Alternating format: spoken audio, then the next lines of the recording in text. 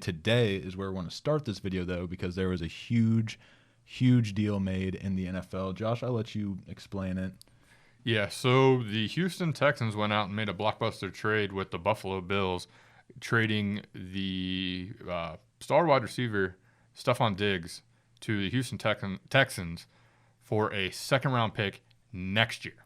Not this year, next year. So before the show, me and Ben were talking about it. If you're going to trade STEFON DIGGS, I get it. He needed to move on. They wanted him to move on. However, if you're going to get a 2025 pick, why not wait until after the draft that now you're not telling the entire NFL world, hey, we're taking a wide receiver? Or not wait till draft day at least. Why get it done if it's a 2025? Yeah, that's a good point. They just probably saw the deal and just wanted it done. You know, sometimes if you sit there and wait on it, maybe they were worried that the Texans would come off the table. Not that I would see why they would. I mean, that's such a great deal for them. I'm gonna say I think they also, if I remember correctly, had to throw a 5th and a 6th in. But I mean, so you get DIGGS and 2 picks? Yeah, yes. Okay, yeah, yeah. So it definitely doesn't look like a lose anywhere for the Texans, but it's definitely an interesting direction for the Bills. Ben, your thoughts on the trade and basically the Texans' outlook on this thing? Yeah, like I did not see this coming at all. It came as a surprise for me, but like in their playoff history though, they haven't gotten past the AFC divisional, and people were saying trade DIGGS, and I think there was rumors like he wanted to be traded. Yeah. Yes. No, he definitely did. Yeah. But with this move to Houston, though, Houston's offense, it's going to be so scary next year.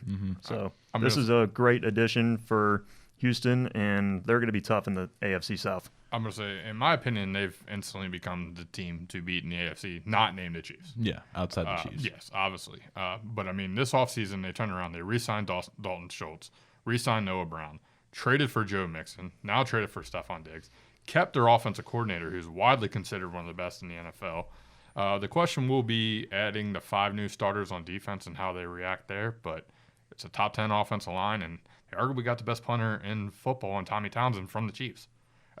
They did not have a bad offseason. No. They saw their window with Stroud and went for it. I would argue they had the best offseason of anybody. Yeah, I mean, definitely up there. Yeah. Like, their defense was their weakness last year. They would put up 40 points and allow 40 points. If this defense can gel together, can work together, and get this defense down to like 20 points per game or something like that, I don't know what their numbers were, but if they can, like, anything helps in that situation. And having a generational quarterback like C.J. Stroud looks to be after his rookie year, that's just surrounding him with the best players you possibly can is the best way to capitalize on that. A Texans organization that's not used to having. I mean, they had Deshaun Watson. We saw how terribly they handled that.